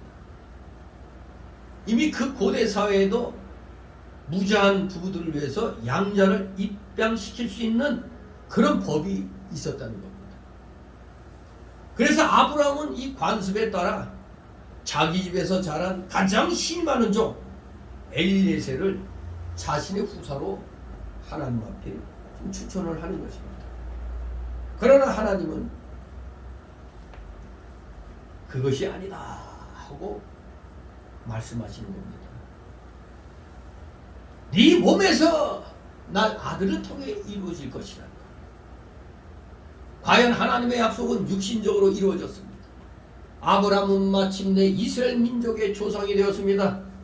그러나 하나님의 약속은 그 이상이었습니다. 그 이상. 하나님께서는 예전에 아브라함에게 창세기 10장 3절에 땅의 모든 족속이 너를 인하여 복을 얻을 것이니라 말씀하셨습니다. 모든 이 땅의 족속이 너를 인하여 복을 얻게 된다. 그래서 우리들도 오늘날 예수님 믿음 생활하면서 우리하고 관계되는 사람들이 대부분 좋게 되는 이런 경우들을 많이 보게 돼요. 예수 믿는 사람하고 어울려서 잘 되는 사람이 많은 겁니다. 예수 믿는 사람하고 어울리면. 왜? 예수 믿는 그 사람 때문에 그와 어울리는 사람에게 복을 주시는 거예요. 그 일반 눈초예요. 일반 눈초. 우리도 우리 자녀가 모범생하고 어울리면은 그 영향을 받잖아요. 근데 깡패 같은 녀석하고 어울리면 어떻게 돼요? 잘못하면 사춘기 때 내려버려요. 사춘기 때 이미 싹지 노랗게 돼서 제대로 학교도 졸업 못하고 막 양아치 길로 깡패 길로 많이 들어져요. 전 이미 중학교 3학년 때 귤부 하면서 그걸 봤어요. 어떻게 귤부 하는 놈들이 하나같이 다 양아치들이야. 껄렁껄렁대는 놈들이고. 반면에 저는 뭐였다고? 모범생이었어요. 그래도 그때 2학년에서 3학년 올라갈 때 또 한번 자랑하네. 또 2등으로 올라갔어. 그 반에서 2등이었어. 아무튼 그런 상황에서 이제 귤부를 이제 했는데 어떻게 하나같이 다 그냥 이거 뭐 양아치 새끼들이야 이거. 그러더니 결코 무대기로 정학을 받는데 귤부에서 나 빼놓고 다 정학당했어요. 귤부가 도리어 귤을 갖다 잘 이렇게 해야 되는데 지들이 그냥 개판으로 해내니까 다 정학당해버렸죠. 근데 얘들이 졸업 후에 뭐하고 있나 이렇게 보면은 어디 가서 이렇게 옛날에 남영동 이런데 금성극장 뭐 이런 데 있는데 양아치들도 많은데 이렇게 가보면 그때 그 걔는 그런 애들이 아주 손잡고 그냥 무슨 오늘날로 말하면 조폭같이 그러고 딱 있는 거예요. 그러면서 이제 어떻게 나하고 마주치면 그래도 또 아는 척 안 해. 오랜만이라. 근데 도리어 내 옆에 있는 놈 보고는 그냥 뭐라고 그러는데 나한테는 그래도 같이 준비해서 그런 건지 아무 말 안 하고 놀다 가라고 그러는데 정말로 세상에 제대로 학업도 못 마치고 말이야. 그런 것을 봅니다. 참으로 우리 예수 믿고 구원받은 자들은 자신감을 가져야 돼. 우리 때문에 우리하고 사귀는 자들은 우리가 예수 믿기 때문에 같이 그 이득을 하나님이 주시는 복의 그 영향을 받는 겁니다. 자신감을 갖기 바랍니다. 여러분들은 아주 선한 일을 하는 거예요. 그래서 믿지 않는 사람들하고 교제 나눌 때도 여러분들이 빛과 소금의 역할을 바로 하면은 그들도 감화 받게 되어 있습니다. 바로 뭐라고 했어요? 청수기 12장 3절에 땅의 모든 족속이 너를 인하여 복 얻을 것이니라. 아브라함 때문에 복 받듯이 오늘날 우리 예수 믿는 사람들 때문에 복 받는 것입니다. 이 약속은 단순히 그저 이스라엘 민족에 관해 하신 것이 아닙니다. 아브라함의 자손으로 오실 한 분 메시아에 관해 하신 것이었습니다. 즉 하나님의 약속은 영적으로 신약교회에서 성취가 된 겁니다. 예수 믿음으로 모든 것이 성취가 되었습니다. 그래서 이 신약교회는 영적으로 다 아브라함의 자손입니다. 아브라함의 자손. 로마서 4장 16절에 그러므로 후사가 되는 이것이 은혜에 속하기 위하여 믿음으로 되나니 이는 그 약속을 모든 후손에게 굳게 하려 하십니다. 율법에 속한 자에게 뿐 아니라 아브라함의 믿음에 속한 자에게도니 아브라함은 하나님 앞에서 우리 모든 사람의 조상이라. 바로 오늘 우리 믿음의 조상이 됐다 이겁니다. 바울 사도가 분명히 선언을 했습니다. 율법에 속한 자에게뿐 아니라 아브라함의 믿음에 속한 자에게도 아브라함은 하나님 앞에서 우리 모든 사람의 조상이라. 또 갈라디아 3장 29절에 너희가 그리스도께 속한 자면 곧 아브라함의 자손이여 약속대로 유업을 이을 자니라. 여러분은 분명히 아브라함의 자손이라고 했어요. 약속대로 하나님의 유업을 이을 자라고 갈라디아에서도 선언합니다. 아브라함의 영적 자손된 신약교회, 즉 구원받은 성도들의 수는 헤아릴 수 없이 많습니다. 그래서 에베소서 1장 23절에는 교회는 그의 몸이니 만물 안에서 만물을 충만케 하시는 자의 충만이라고 말씀했습니다. 또 요한계시록 7장 9절에 언급된 각 나라와 족속과 백성과 방언에서 아무라도 능히 셀 수 없는 흰옷 입는 큰 무리, 이게 바로 신약교회를 나타냅니다. 우리는 아브라함에게 하신 이 창세기 15장에서의 하나님의 약속입니다. 오늘날 신약시대 때 딱 이 말씀을 생각해보면 아, 세계 복음화구나. 세계 복음화의 뜻임을 깨달아야 되겠습니다. 진실로 놀라우신 이 약속이 신약시대 때 예수님으로 인하여 완성이 된 것입니다. 마지막 세 번째 소달라우로 6절 7절 우리는 아브라함의 믿음을 바로 알아야 한다. 아브라함의 믿음을 바로 알자. 다같이 6절 7절 있습니다. 아브라함이 여호와를 믿으니 여호와께서 이를 그의 의로 여기시고 또 그에게 이르시되 나는 이 땅을 너에게 주고 업을 삼게 하려고 너를 갈대아 우르에서 이끌어낸 여호와라. 오늘 이 말씀은 아브라함의 믿음을 증거합니다. 아브라함의 믿음. 뭐라고 했어요? 아브라함이 여호와를 믿으니 여호와께서 이를 그의 의로 여겼다 그랬습니다. 아브라함의 믿음은 의로 간주된 믿음, 즉 의롭다함을 얻은 믿음입니다. 의롭다함을 얻은 믿음. 그의 믿음은 어떠한 믿음이었는가? 즉 아브라함의 믿음은 자신의 조건에 매이지 않고 하나님의 말씀을 단순히 믿은 그 믿음이었습니다. 왜? 아브라함의 그 당시 조건은 99세인데 자식이 하나도 없어. 그런데 하나님이 뭐라고 하늘의 묵별같이 많게 주겠다니. 이거 참 믿을 수 없는 상황 아니에요? 99세인데. 예? 근데 묵별같이 되리라 이 말씀을 믿었다는 겁니다. 믿습니다. 하나님께서 말씀하시니 믿습니다. 했던 거. 바로 그걸 보시고 의로 여기셨다고 했어요. 그저 하나님이 말씀하시니까 당연히 그냥 믿은 겁니다. 생각할 필요 없어요. 왜 어린애들이 처음에 교회 나오면 그냥 순진하게 그 스폰지같이 빨아들이잖아요. 의심 없이 그냥 믿어요. 근데 어른들은 어때요? 이것저것 다 계산하죠. 말도 안 되는 이 만화책 같은 이 신화 같은 얘기인데 서로 쪼글쪼글 하면서 그러죠. 계산하면서 믿어요. 또 어떤 사람은 사업을 하기 위해서 교회 나가면 사람들이 많으니까 내 사업 좀 이렇게 좀 확장해보자 이런 의미로. 그래서 대형 교회는 그래서 사람이 그렇게 사업가들이 많은 거예요. 아무튼 조건이 있으면 안 돼요. 믿음은 그저 하나님이 말씀하셨다 하면 그냥 아멘하고 믿는 겁니다. 단순한 겁니다. 아브라함은 결혼 후에 수십 년이 지나는 동안 자녀가 없었습니다.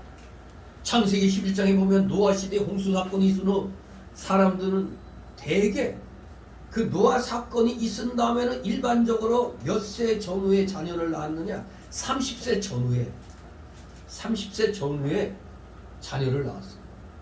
그러나 아브라함은 하나님을 떠나던 75세 때 처음으로 이제 하나님 말씀대로 순종하여 믿음에 출발한 그때가 75세인데 자녀가 없었습니다.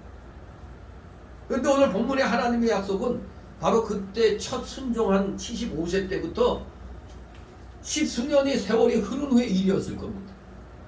그러므로 아브라함은 자녀 출산에 관한 한 인간적으로는 자신이 없었을 거죠. 인간적으로는 불가능하다고 여겼을 거예요. 불가능하다. 결혼 후 40-50년 세월이 흐른 그때 하나님 뭐라고요? 네 몸에서 날 자가 네 후사가 될 것이며 네 자손이 하늘의 별들과 같이 그 수가 셀 수 없이 많게 될 것이다. 이 말씀 정말로 믿기 어려운 그런 약속이죠. 그런 약속이었어요. 하지만 아브라함은 그 약속을 그대로 믿었어요. 그 약속을 그대로 믿었어요. 바로 이것이 하나님을 믿는 그 결과의 결과. 믿고 있구나. 믿음이 있구나. 뭐 또 저와 관련된 얘기는 안 됐지만 우리 큰딸 주리 집사 지금 이제 세 자녀를 낳았잖아요. 너무나 오래 이제 딸 둘에 이제 아들 하나 낳았는데 그 세 명, 제 손주 세 명이 다 하나같이 맨 처음부터 병원에서 좀 어렵다고 다 얘기된 거예요. 첫 번째도 좀 어렵다 했는데 믿음으로 잘 이겨냈어요. 둘째도 사실 가망이 없다 그랬는데 또 됐어요. 더구나 셋째는 이거 진짜 완전히 이거는 거의 불가능하다고 그랬어요. 근데 그냥 신기하게 하니까 하나님께 기도하고 그런 가운데 또 셋째도 자리를 잡은 거죠. 그러니 주리 집사도 이제 하나님이 살아계신다는 걸 더 확실하게 깨달은 거죠. 그 의사가 임신이 안 될 거라고 했는데 딱 대구 병원 가니까 의사가 깜짝 놀라야 되더라고요. 이게 하나님께 기도하니까 돼요. 이런 식으로 얘기했다는 것 같은데 아무튼 오늘날에도 그렇습니다. 오늘날에 많은 선남 선녀들이 결혼을 했는데 희한하게도 자녀들이 없는 부부가 많죠. 그리고 임신하기가 되게 또 안 되고 그런 걸 보게 돼요. 누구는 그렇게 몇 년 동안 아무리 노력해도 안 되는 그런 일들이 많이 있습니다. 사실 우리나라는 전반적으로 좀 하나님의 진노 아래 있는 겁니다. 이 세상에 전 세계적으로 또 우리나라가 출산율이 제로는 아니고 0.8인가? 그러니까 한 자녀도 제대로 못 낳는 상황이 지금. 이 상태로 계속되면 이제 대한민국은 없어지는 거죠. 이 인구가 다 죽어버리는데 있을 리가 없잖아. 이게 바로 우리가 이 성경을 통해서 후손의 복, 후손에 대한 복은 하나님의 아주 큰 그 복 아닙니까? 근데 어찌 된 게 이 나라의 자녀를 안 낳으려고 하는 이 풍조, 그리고 진짜 출산율도 OECD에서 꼴찌가 그렇게 되고, 일본은 인구 2억에서 어떻게든지 내려가지 않기 위해서 아주 이렇게 애를 쓴다. 2억 이하로 떨어지지 않도록.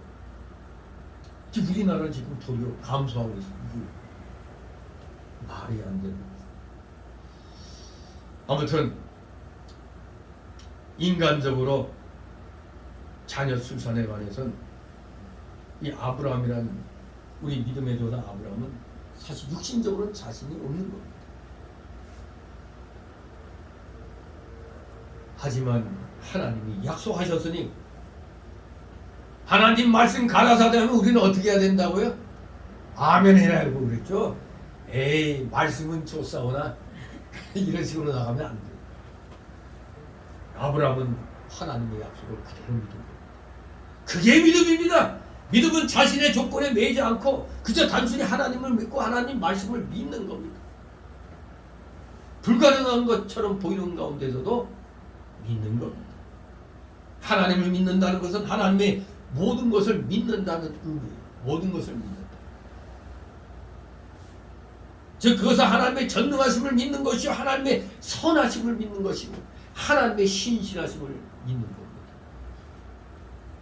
믿음으로 기도하면 돼요.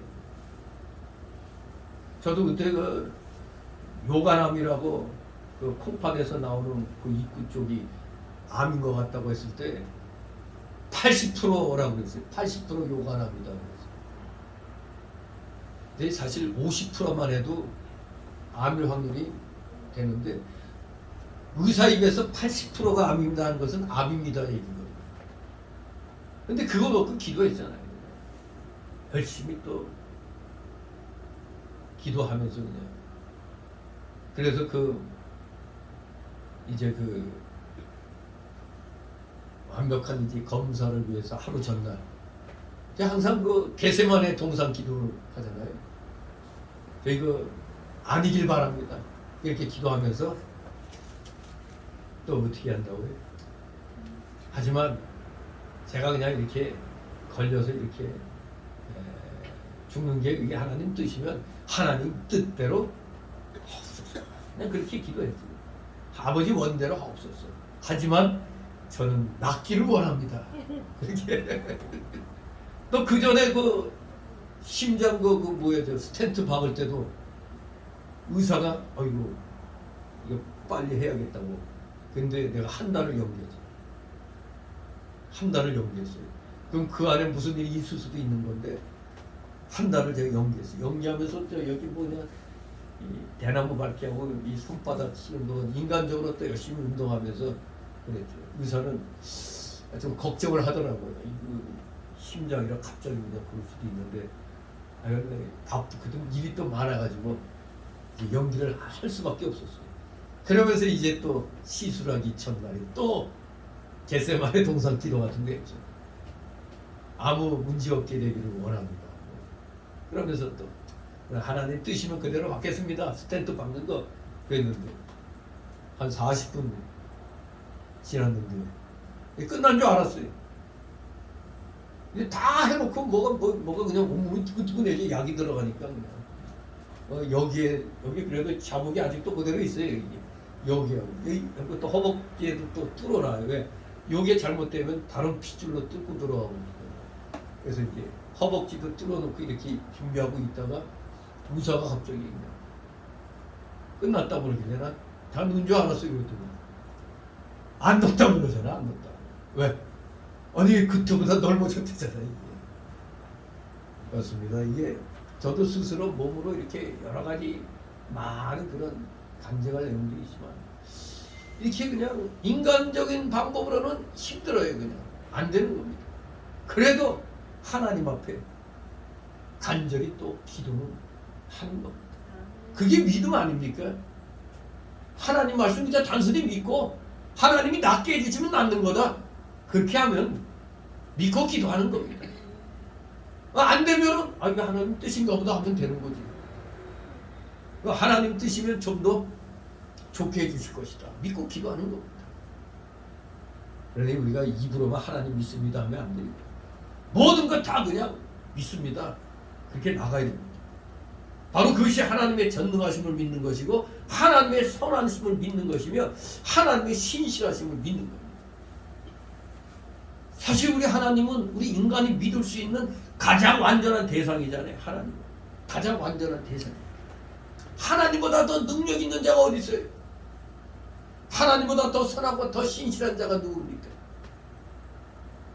세상의 모든 사람은 다 믿을 수 없어도 하나님은 우리의 참된 믿음의 대상이십니다. 여기 이 아브라함의 믿음은 로마서 4장 23절 24절 말씀대로 오늘날 우리가 예수님을 믿는 믿음과 본질적으로 같은 겁니다. 예수님을 믿는 믿음과 본질적으로 같아요. 이 아브라함의 믿음. 우리는 우리 자신의 전적으로 죄악됨과 무능력함에도 불구하고 예수 그리스도를 통해서 우리의 죄를 용서하시고 우리를 거룩하게 하시고 영생을 주신다는 이 하나님의 약속의 말씀을 그대로 지금 믿고 있기 때문에 이렇게 예배 생활을 하는 겁니다. 교회 생활을 하는 겁니다. 그대로 믿고 있으니까 영생을 주신다. 우리를 지금 성화를 이루어나가도록 성령으로 지금 우리를 주관하고 계십니다. 그 말씀은 그대로 믿는 겁니다.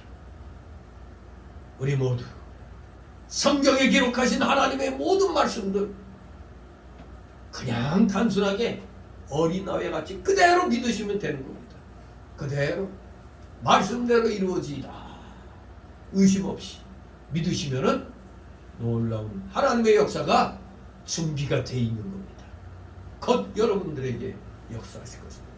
결론적으로 오늘 본문을 통해서 몇 가지 실제적 교훈을 정리를 해본다면, 첫째로 우리는 세상에 그 무엇보다도 하나님을 우리의 지극히 큰 상급으로 여기며 살아야 한다 이겁니다. 하나님만이 우리의 진정한 상급이시다. 하나님을 모신 것, 이게 모든 것을 가진 겁니다. 그러니까 우리가 어떤 불가능한 것처럼 보이는 상황에서도 기도할 수 있잖아요. 왜? 모든 것을 갖고 계신 분이라는 걸 믿고 있으니까 아무거나 하여간에 다 그냥 아뢰는 거예요. 우리나라가 위기 상황에 빠졌을 때 수많은 사람이 기독교인들이 광화문에 나가서 외친 게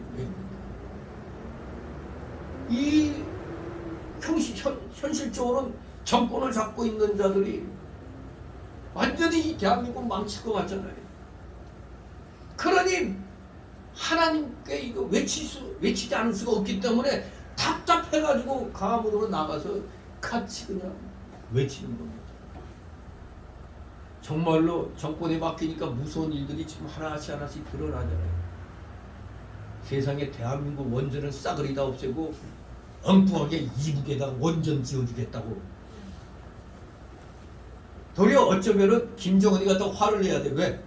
아니 뭐 판도라라는 영화 보고 원전 위험하다 해가지고 원전을 없애겠다 해놓고 그 위험한 원전을 김정은에게 안겨줘? 그럼 김정은이도 뜨거 하면서 이놈 미쳤나보다 이렇게 해야 되는데 그게 거짓말이니까 그런 거 아니에요. 탈원전이니까 새빨간 거짓말. 가장 자연환경 침해하지 않는 에너지.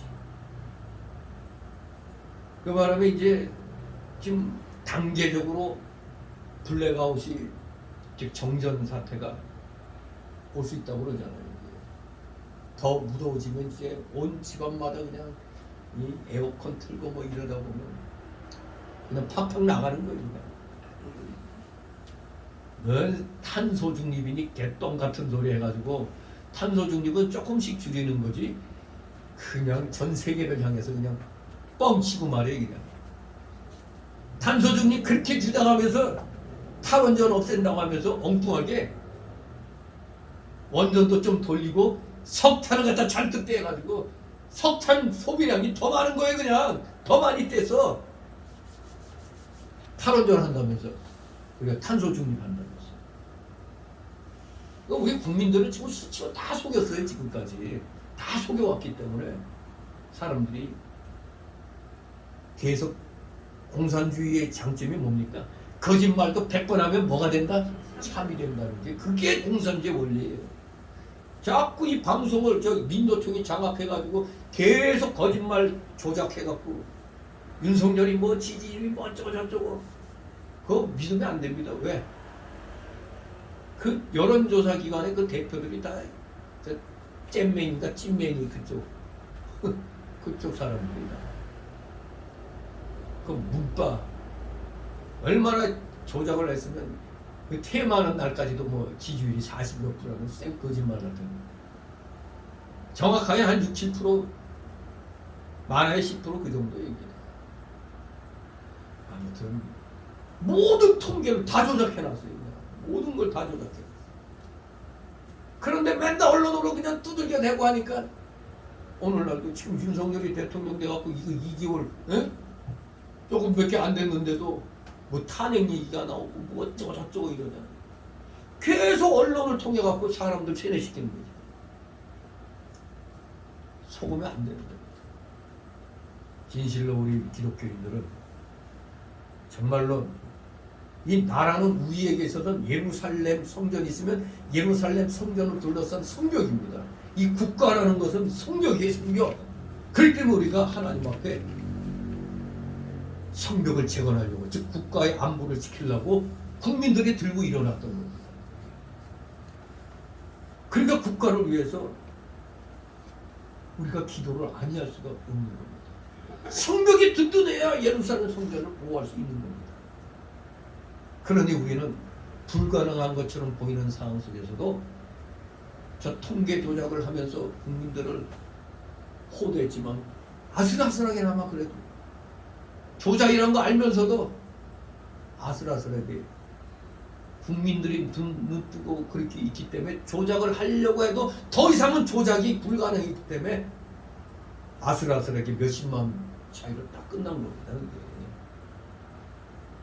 조작을 하려고 해도 더 이상 이게 조작이 안 되는 거예요. 이게 멍청한 인간들은 그걸 그대로 믿고 있으니까 또 나라가 또 어질어질해지는 겁니다.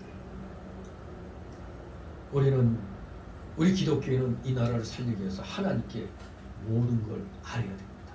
왜? 하나님은 모든 것의 주인이시니까. 우리 기독교인이 깨어있는 기독교인이 있으면 이 대한민국은 안전한 것입니다.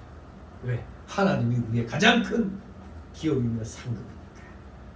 둘째로 주시는 경 하나님의 뜻이 아브라함의 자손 예수 그리스도를 통해 온 세상에 흩어져 있는 하나님의 택함 받은 자들을 구원하시는가. 예수 그리스도를 통해 아브라함의 자손 예수 그리스도를 통해 육신으로 보면은 아브라함의 그 후손을 통해서 온 것은 그 예수 그리스도를 통해 온 세상에 흩어져 있는 하나님의 택함 받은 자들을 구원하시는 것. 간단하게 보면 세계 복음화, 세계 복음화라는 사실을 깨닫고 우리 모두 전도에 힘을 써야 된다. 이것이 오늘 이 1절, 7절을 통해서 우리에게 주시는 실제적인 교훈입니다. 세계 복음화. 아브라함의 후손을 널리 찾아야 됩니다. 세계 복음화, 전도에 힘쓰자. 마지막 세 번째 주시는 실제적 교훈은 우리는 인간적인 조건에 매이지 말고 하나님 말씀을 그대로 믿어라 이겁니다. 하나님의 모든 말씀을 그대로 순전한 어린아이의 믿음으로 믿으시기 바랍니다. 그래야 역사가 있는 겁니다. 의심하고 믿으면 의심하는 그 순간 모든 것은 끝나는 겁니다. 의심하는 순간 아무리 몇 시간 기도해도 그건 다 소용이 없는 거예요. 의심하지 말고 정말 간절하고. 저도 지나고 나니까 그때 그 기도는 진짜 간절했던 거예요. 진짜 거짓 없이 그냥 간절했던 겁니다. 간절히 믿고 구하는 자에게 하나님의 놀라우신 역사가 임하게 될 줄 믿습니다. 진실로 하나님의 위로가 여러분에게 임하시기를 소원합니다. 기도합니다. 거룩하신 하나님 아버지, 은혜를 감사드립니다. 사랑하시는 자녀들 한 사람 한 사람 기억하여 주시고 그들의 마음속에 갖고 있는 그 모든 것들, 아버지 그 모든 것들 주님 앞에 내려놓게 하여 주시옵소서.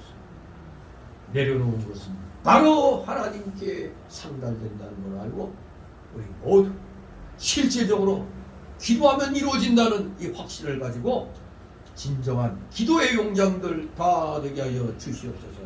감사드리며 예수 그리스도의 이름으로 기도드립니다. 아멘. 다 같이 찬송 410장.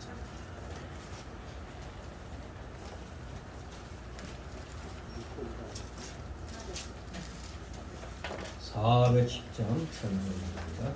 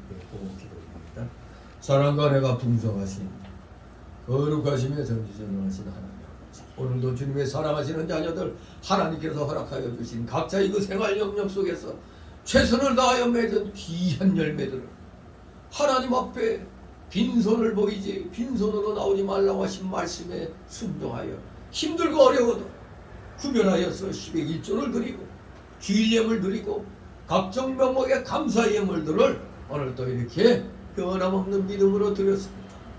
아버지들의 중심을 기억하여 주옵시고 이들의 정성을 받으시옵소서. 그리하여 이들의 하는 생업이 놀랍고도 크신 오병이의 복이 각 가정에 하는 생업 위에 임하게 하옵소서. 혹시라도 물질로 고통당하고 있는 우리 성도들 있습니다. 그 성도들에게 아버지 힘을 주시고 지혜를 주시옵소서. 물질을 마음껏 주의 영광을 위하여 사용할 수 있는 물질의 실력을 허락하여 주시옵소서. 그리하여 진정한 믿음의 실력자, 물질의 실력자들 다 되게 하여 주시옵소서. 드려진 예물 몸된 교회를 위하여 잘 사용되도록 늘 성령으로 충만케 하여 주시옵소서. 감사드리며 예수 그리스도의 이름으로 기도드리옵나이다. 아멘.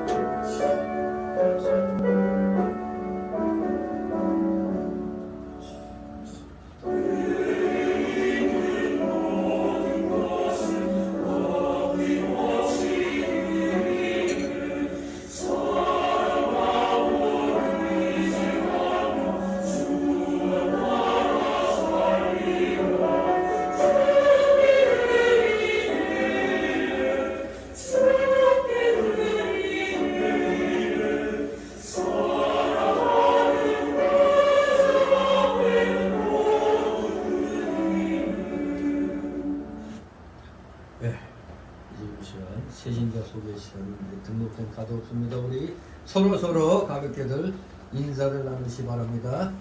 옆에 보이던 분이 안 보인다면은 구역장님들은 전화로 안부 전화하시기 바랍니다. 반갑습니다. 지난번에 안 보이다가 오늘 보이는 분 있습니까? 네, 항상 우리 성도 간에 교제에 힘쓰시 바랍니다. 광고 말씀. 벌써 7월 셋째 주입니다. 신발도 진짜 금세 지나가는 거 느끼게 됩니다. 우리 이 나라의 안위는 예루살렘 성전을 보호하는 성벽과 같다고 그랬죠. 우리 나라를 위해서, 민족을 위해서, 우리 정치하는 사람들이 예수 믿고 똑바로 하도록 기도하시기 바랍니다. 그리고 마스크 착용은 어쩔 수 없이 이런 실내에서는 밥 먹을 때 외에는 해야 됩니다. 그건 자신을 위해서 하는 거니까. 지금 뭐지, 오미크론 변이가 또 조금 좀 강하게 나오는 건데 뭐 어떤 건지 이것도 참 믿기가 어려운 거지만 그래도 일단은 조심을 해야죠. 어차피 이거는 이 침을 통해서 전파되는 거니까 마스크만 잘 쓰면 별 문제 없어요. 근데 마스크 쓸 때 코를 쏙 내놓고 하면 쓰나 말하죠. 자, 아무튼 우리 여러 사람하고 있을 때는 쓰는 것이 이입니다.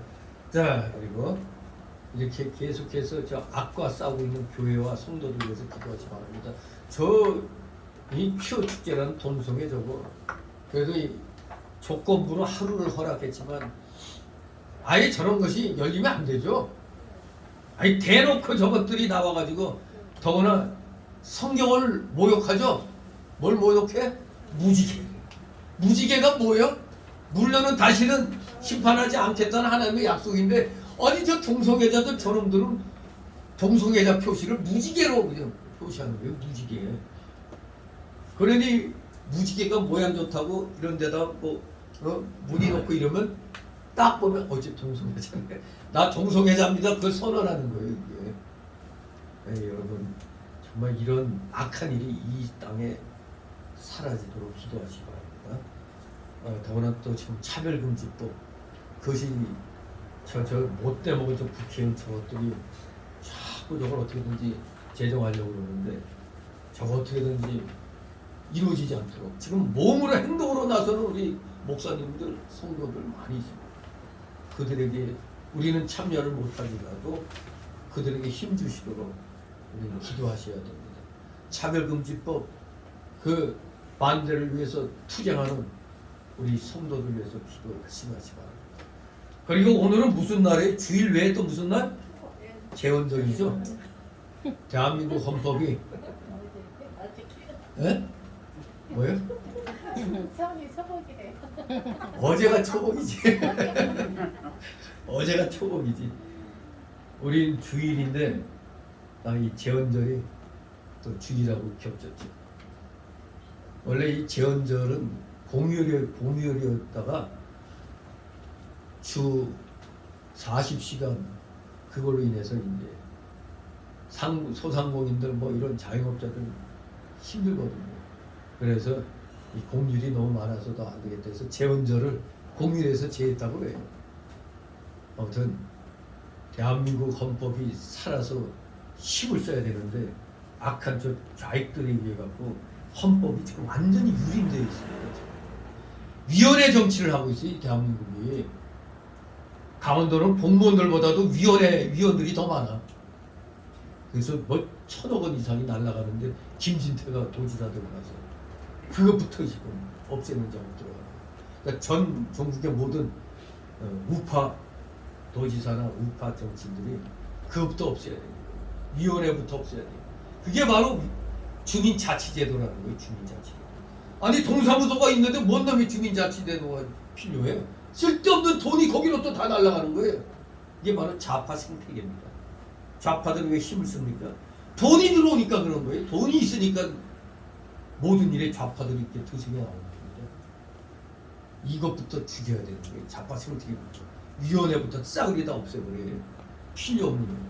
위원회는 많은데 1년에 한 번도 회의 안 하는 위원회도 많다잖아요. 돈만 받아 처먹고만. 다 좌익들입니다. 이것도. 좌파란 말보다 좌익이 맞아요. 좌익. 좌파는 좀 부드러운 것 같잖아요. 좌익입니다. 좌익. 빨갱이란 말이에요. 우리 기독교가 살아 숨쉬려면 이 마귀 세력과 분명하게 선을 그어야 돼요. 교회인데 뭐 다 받아들여야지. 다 받아들여요? 마귀 사상을 가진 자를 받아들여요? 마귀 사상 버리고 들어오라고 해야지. 회개를 외쳐줘야 되는데 다 끌어안는 목사가 마음이 좋은 목사예요? 그게 좋은 교회예요? 하나님을 대적하는 사상을 가진 자가 어떻게 교회에 와서 성도라고 할 수 있어요? 정신 차려야 됩니다. 분명하게 선을 그어야 돼요. 이쪽이냐 저쪽이냐 하나님 편이냐 마귀 편이냐 둘 중에 하나가 중간은 없습니다. 우리 모두 정신 똑바로 차려서 이 나라 자유민주 체제 지킴으로 우리 기독교를 교회를 지키는 정말로 정신 차려 깨어 기도하는 우리 모든 기독교인이 되기를 소망합니다. 우리 다 같이 일어나셔서 62장 부르시고 축복 기도를 마칩니다. 62장.